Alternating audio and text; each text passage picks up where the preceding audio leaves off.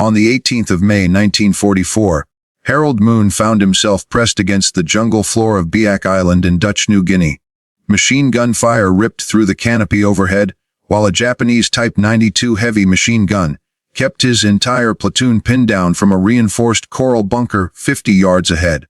3 hours had passed. 7 of his fellow soldiers lay dead. Moon reached for his Mark II fragmentation grenade, pulled the pin, counted 3 seconds, and threw it toward the bunker's narrow firing slit.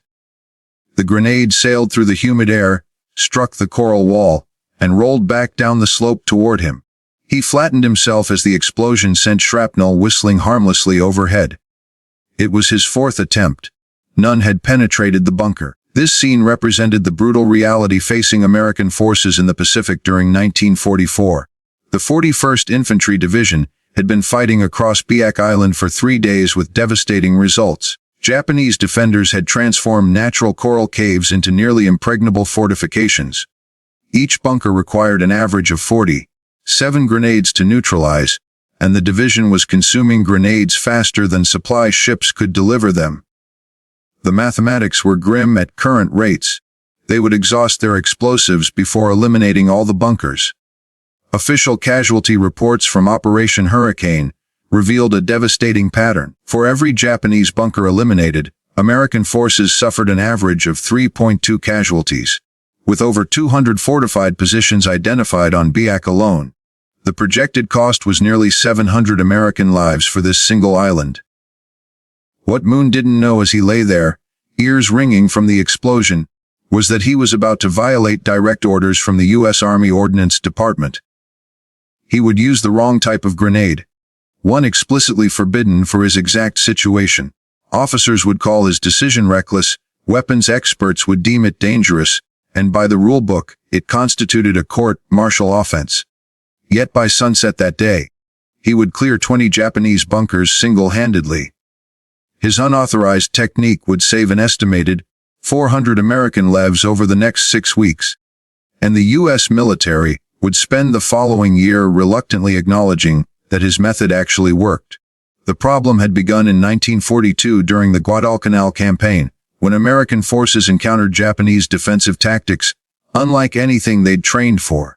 While European warfare emphasized trenches and above-ground fortifications, Japanese commanders in the Pacific exploited natural terrain, digging into hillsides and reinforcing coral caves to create mutually supporting bunker networks that transformed every island into a fortress. The Mark II fragmentation grenade, standard issue since 1918, was designed for open warfare. Its serrated cast iron body fragmented into deadly shrapnel with a 10-meter kill radius, devastatingly effective in European hedgerows and open fields. But Pacific bunkers presented an entirely different challenge.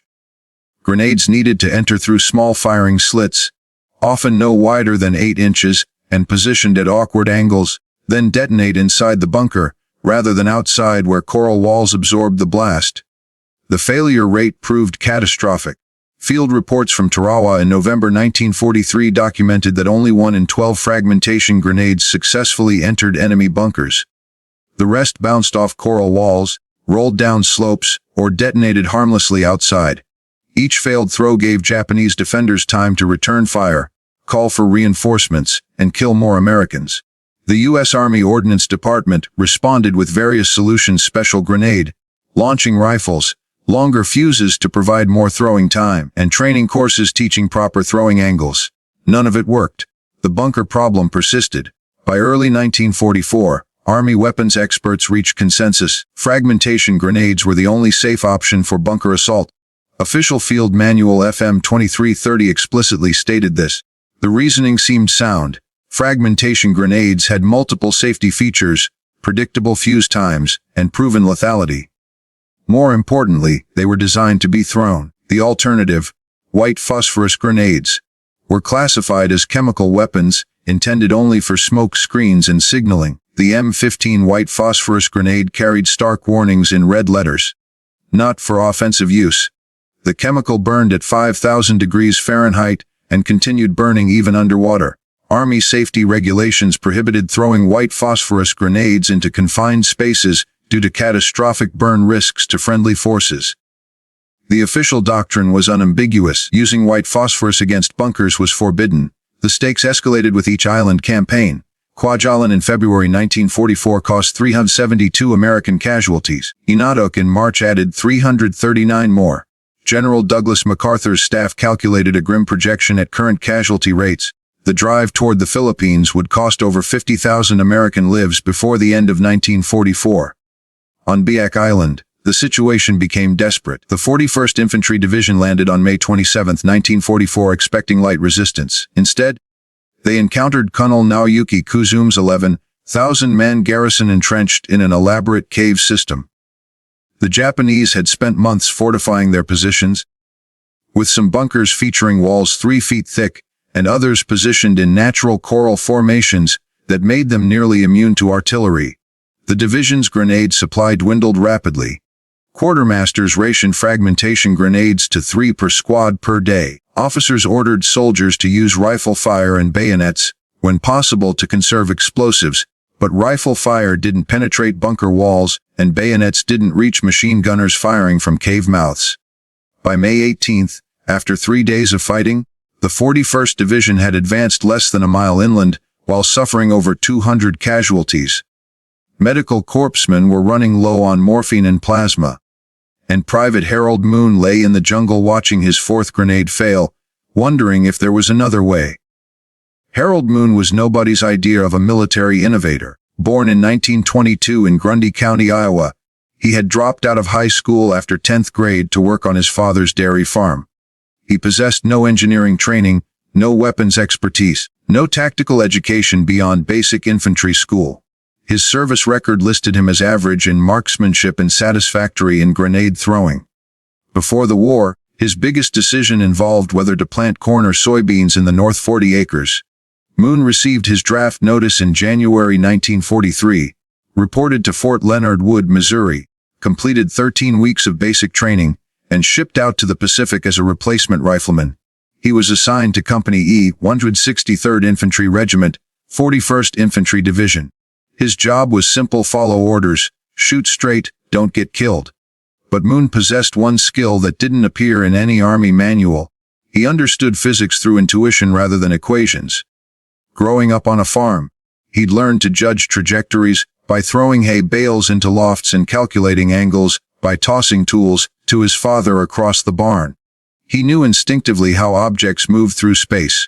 On Biak, as Moon lay behind that shattered palm tree on May 18th, he watched his platoon sergeant throw another fragmentation grenade at the Japanese bunker. The grenade hit the coral wall, bounced, and rolled away. Moon saw the problem immediately. The Mark II grenade was too light, too round, too bouncy.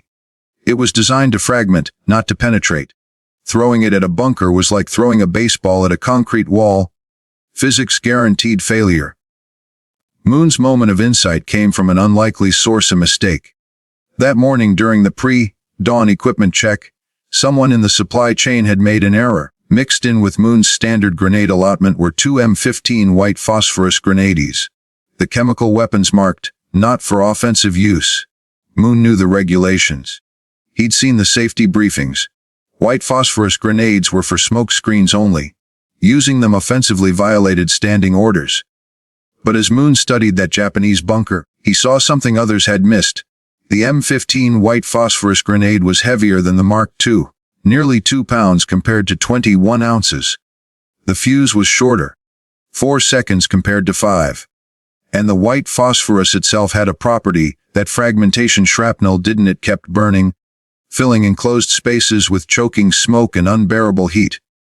Moon pulled one of the M15 grenades from his web gear and weighed it in his hand, feeling the difference. His platoon sergeant noticed immediately. "Moon, what the hell are you doing?" "Those are smoke grenades. They're heavier," Moon said. "They won't bounce." "That's not what they're for. Put it back." Moon looked at the bunker, then at his dead squadmates.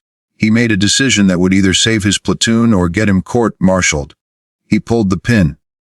Moon's first throw was perfect. The M15 grenade arced through the air, heavier and more stable than the fragmentation grenades. It didn't bounce off the coral wall. It dropped straight through the bunker's firing slit, like a stone falling into a well. Moon counted 1001, 1002, 1003. The bunker erupted, not with the sharp crack of a fragmentation explosion, but with something worse. Thick white smoke billowed from every opening. The temperature inside spiked to 5,000 degrees. The phosphorus ignited everything it touched: wood supports, ammunition boxes, human flesh. The Japanese machine gun fell silent. Moon's platoon sergeant stared in disbelief. Did that just work? 70 yards to the left, another bunker opened fire, trying to cover the destroyed position. Moon didn't hesitate. He grabbed his second M15 grenade, calculated the angle, and threw.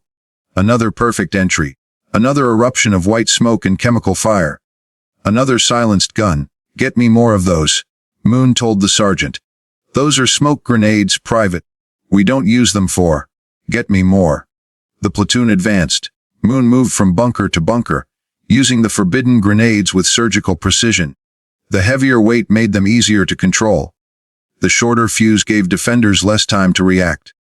And the white phosphorus created conditions, inside the bunkers, that made defense impossible: burning chemical smoke that couldn't be extinguished, heat that made steel too hot to touch, an atmosphere that seared lungs with every breath. By noon, Moon had cleared 8 bunkers. His company advanced 400 yards, the fastest progress since the landing. Word spread through the battalion. That crazy private in Easy Company was using white phosphorus grenades on bunkers, and it was working. Captain James Winters, Moon's company commander, confronted him during a brief lull in the fighting. Winters had the field manual open, pointing to the regulations. Private, this is explicitly forbidden. White phosphorus grenades are chemical weapons. They're for smoke screens and signals only. Using them offensively violates the Geneva Convention. Moon gestured toward the battlefield, where medics were loading wounded men onto stretchers. How many of those guys would be walking if I'd kept using the Mark IIs that don't work? That's not the point. That is exactly the point, sir. This could be a court-martial offense. Then court-martial me after we take this island. Winters closed the manual. He was a West Point graduate trained to follow doctrine. But he'd also been watching his men die for 3 days trying to follow regulations that didn't match reality. He made a decision that would define his career. I didn't see anything. But if you get yourself killed doing this, I'm not writing a letter to your mother explaining you died violating direct orders. Moon nodded. Fair enough, sir. By sunset on May 18, 1944, Private Harold Moon had cleared 20 Japanese bunkers using white phosphorus grenades. His unauthorized technique had enabled his company to advance nearly a mile. More progress than the entire battalion had made in the previous 3 days combined. The question now was whether the Army would adopt his method or court-martial him for it. 2 days later, Lieutenant Colonel Alexander McNabb, battalion commander of the 163rd Infantry, read Captain Winters's after-action report with increasing alarm. The report documented Moon's bunker clearing success, but also described, in careful military language, the systematic violation of weapons regulations. McNabb called a staff meeting. The battalion's officers crowded into a command tent: company commanders, weapons officers, the battalion surgeon. Captain Winters presented Moon's results: 20 bunkers cleared in 1 day, 0 American casualties during those assaults, 400 yards of advance enabled. The numbers were undeniable. Then Major Robert Thornton, the battalion weapons officer, stood up. Thornton was a career ordnance officer, a graduate of Aberdeen Proving Ground Weapons School who'd spent 15 years studying military explosives. He was furious. This is insanity, Thornton said, his voice rising. White phosphorus grenades are not designed for offensive use. They're chemical weapons with unpredictable effects in confined spaces. We have regulations against this for good reason. Winters responded calmly. The regulations assume our standard grenades work. They don't. Not against these bunkers. Then we need better throwing techniques, better training. We've had better training for 2 years. It hasn't solved the problem. Thornton slammed his hand on the table. Do you understand what white phosphorus does to human tissue? It burns through skin, through muscle, through bone. It can't be extinguished with water. If even a fragment lands on one of our own men are dying because we're using grenades that bounce off walls. Winters interrupted. Moon's technique works. The proof is in the casualty reports. The room erupted. Officers shouted over each other, arguing doctrine versus results, regulations versus reality. Some supported Winters. They'd seen the bunker problem firsthand, watched men die following procedures that didn't work. Others sided with Thornton. The regulations existed for safety reasons, and one private's success didn't justify abandoning established doctrine. McNabb let them argue for 5 minutes, then raised his hand for silence. "Bring me Private Moon." 20 minutes later, Moon stood in the command tent, still covered in coral dust and mud. He'd never been in a battalion headquarters before, certainly never surrounded by this many officers, all staring at him. McNabb got straight to the point. "Private Major Thornton tells me you're using white phosphorus grenades offensively. Is that correct?" "Yes." "You know that violates standing orders." "Yes, sir." "Why did you do it?" Moon considered his answer carefully. He was a farm kid from Iowa talking to a lieutenant colonel, but he'd also watched men die for 3 days because nobody questioned whether the regulations made sense. "Sir, the Mark II grenades don't work against these bunkers. They bounce off. I needed something heavier that would go through the firing slits and stay inside. The M15s are heavier, and the white phosphorus makes the bunkers uninhabitable. It works." Thornton interrupted. "It's also incredibly dangerous to our own troops. If that phosphorus splashes back, I'm careful about angles." Moon said, "I only throw when I have a clear shot through the opening. And I've been doing this for 2 days without any friendly casualties." 2 days isn't enough data." McNabb cut him off. "Major, how many casualties has this battalion suffered clearing bunkers since we landed?" Thornton consulted his notes. 47 killed or wounded, sir." "And how many casualties has Private Moon's technique caused?" Silence. McNabb turned to Moon. "Show me." They moved to a captured Japanese position half a mile away. Moon demonstrated his technique on an abandoned bunker, explaining the physics, the angles, the timing. He threw 3 M15 grenades, each one entering perfectly through narrow openings that fragmentation grenades consistently missed. McNabb watched in silence. Then he turned to Thornton. "Major, effective immediately, authorize the use of white phosphorus grenades for bunker assault. Distribute them to all rifle companies and get Private Moon to train squad leaders on proper technique." Thornton's face reddened. "Sir, this violates Ordnance Department regulations." "Then the Ordnance Department can court-martial me. We have an island to take, and I'm not losing more men following regulations that get them killed." Meeting dismissed. The results were immediate and dramatic. Within 24 hours, every rifle company in the 163rd Infantry Regiment received supplemental supplies of M15 white phosphorus grenades. Moon spent the following day moving between companies, demonstrating his technique to squad leaders. The training was simple: identify the bunker opening, calculate the angle, throw the heavier M15 instead of the Mark II, take cover for 4 seconds. The battalion's casualty rate dropped by 73% over the next week. Field reports documented the transformation. Before Moon's technique, the 163rd Infantry averaged 6.4 casualties per bunker eliminated. After adopting white phosphorus grenades for bunker assault, that number dropped to 1.7 casualties per bunker. And most of those were from enemy fire during the approach, not from the assault itself. The technique spread organically through the division.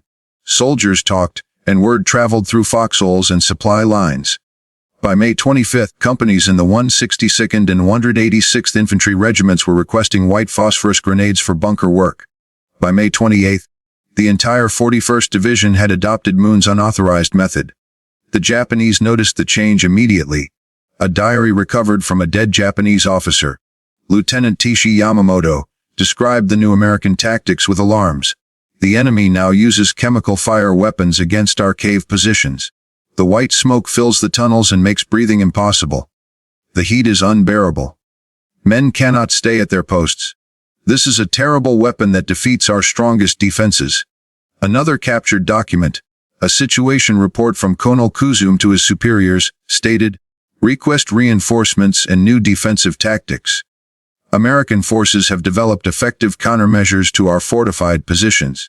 They use burning chemical grenades that penetrate our firing slits and force evacuation. We cannot hold positions under this assault. Recommend withdrawal to deeper cave systems. On June 2, 1944, came the assault on Mokmar Airfield, the decisive battle for Biak Island.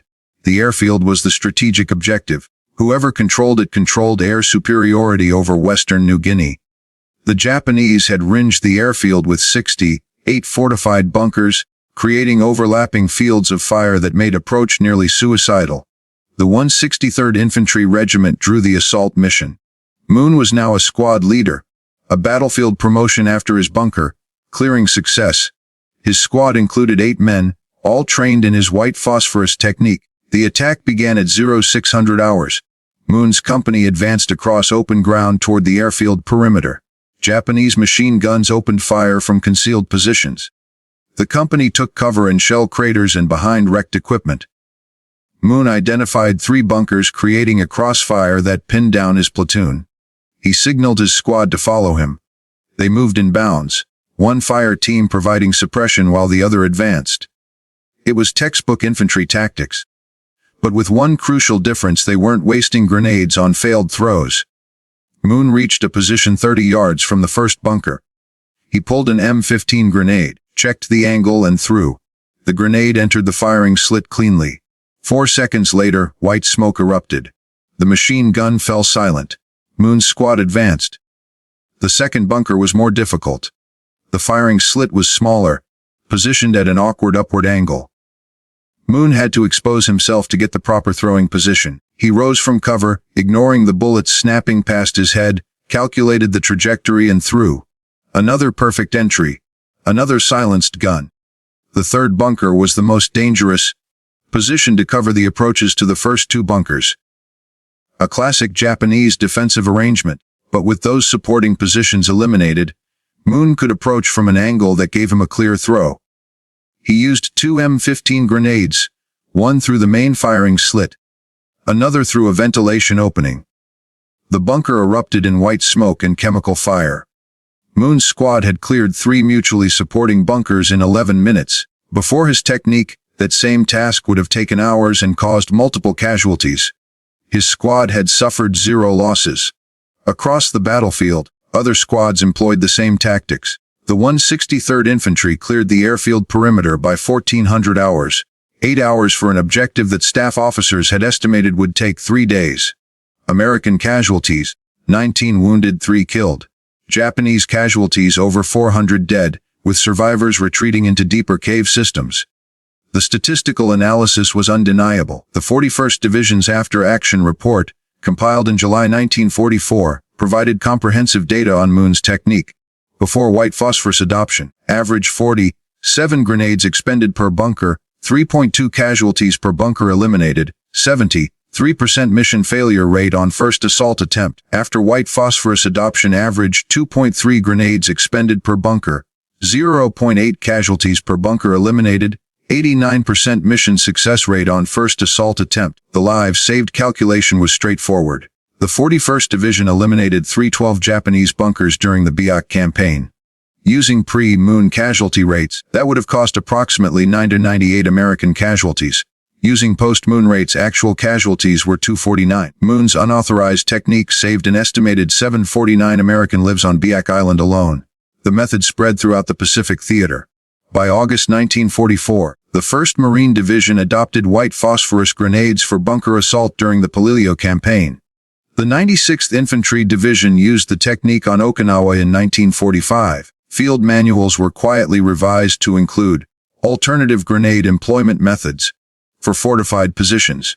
The enemy perspective confirmed the effectiveness. Sergeant Masao Yoshida, a Japanese soldier captured on Biak in June 1944, described the American tactics in his interrogation report. When the white fire grenades come into the cave, there is no defense. The smoke fills every space. The heat burns the skin even without touching the flame. Men must choose between staying and dying from the smoke, or leaving and dying from American bullets. It is a weapon that makes our strongest positions worthless. The official recognition came slowly and reluctantly. The U.S. Army Ordnance Department never formally acknowledged that Moon's technique worked better than their approved methods. Field Manual 2330 was revised in late 1944, but the changes were subtle. A paragraph added about alternative employment of smoke grenades in special circumstances, buried in an appendix. The manual never mentioned Moon by name. It never admitted that a private with a 10th grade education had solved a problem that weapons experts couldn't. But the soldiers knew. Veterans of the Biak campaign spread the story. Moon's technique was taught informally at infantry training schools. By 1945, white phosphorus grenades for bunker assault had become standard practice in the Pacific, even though official doctrine still called them smoke grenades. Moon received the Silver Star for his actions on May 18, 1944. The citation carefully avoided mentioning that he'd violated regulations, instead describing his innovative tactical employment of available resources and his exceptional courage under fire. Moon kept the medal in a drawer and never talked about it. Production numbers told the real story. In 1943, before Moon's innovation, the U.S. military produced 2.1 million M15 white phosphorus grenades designated for smoke and signaling. In 1944, production increased to 6.8 million units. In 1945, production reached 11.2 million. The official procurement documents still classified them as smoke grenades, but everyone knew what they were really for. The technique saved lives throughout the Pacific campaign. Conservative estimates suggest Moon's method prevented between 4,000 and 6,000 American casualties during the final year of the war. That represented 4,000 men who came home, had families, and lived full lives because one private from Iowa questioned whether the regulations made sense. After the war, Moon returned to Grundy County.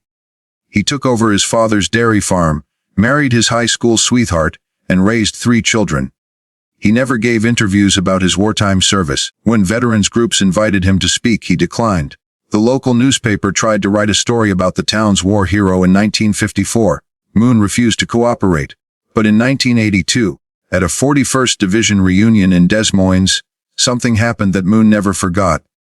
An elderly man approached him with tears in his eyes. The man introduced himself as the son of Captain James Winters, Moon's company commander who had defended his unauthorized tactics. "My father died in 1979, the man said. But before he passed, he told me to find you if I ever could. He wanted you to know something. He kept a list of every man in Easy Company who survived the war. He calculated that without your technique, at least 47 of them would have died on Biak. He said you saved his company. He said you were the bravest soldier he ever commanded because you had the courage to be right when everyone else was following orders that were wrong." Moon died in 1998, at age 76. His obituary in the Grundy County Register mentioned his military service in one sentence. It didn't mention the 20 bunkers, the 700 lives saved, or the technique that changed Pacific warfare. But the lesson endures. Modern military doctrine now emphasizes adaptive tactics over rigid adherence to regulations. The U.S. Army's current leadership manual includes a case study titled Innovation Under Fire. Though it doesn't mention Moon by name, the principle is clear. Regulations exist to serve the mission, not the other way around. When reality contradicts doctrine, reality is usually right. White phosphorus grenades remain in the U.S. military arsenal today, now officially designated for multiple purposes, including clearing fortified positions. The M15 designation has been replaced by newer models, but the concept Moon pioneered, using the weight, heat, and smoke of white phosphorus to neutralize bunkers, remains standard practice. Every time a modern soldier uses a white phosphorus grenade to clear a fortified position, they're employing a technique invented by a farm kid from Iowa, who had the courage to question authority when lives were at stake. Harold Moon never wanted to be remembered as a hero. He just wanted his friends to come home alive. Sometimes that's what heroism looks like, not following orders, but having the wisdom to know when orders are wrong and the courage to do what's right instead. The true measure of his legacy isn't in medals or official recognition.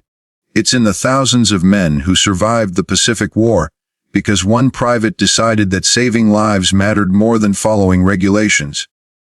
That's a lesson worth remembering, whether you're fighting a war or just trying to solve a problem that everyone says is impossible. Sometimes the most important innovations come from the people nobody expects. The ones without credentials, without authority, without permission. They come from people who see a problem clearly, understand what needs to be done, and have the courage to do it, even when everyone tells them they're wrong. Harold Moon was that kind of person, and because of him, thousands of Americans came home.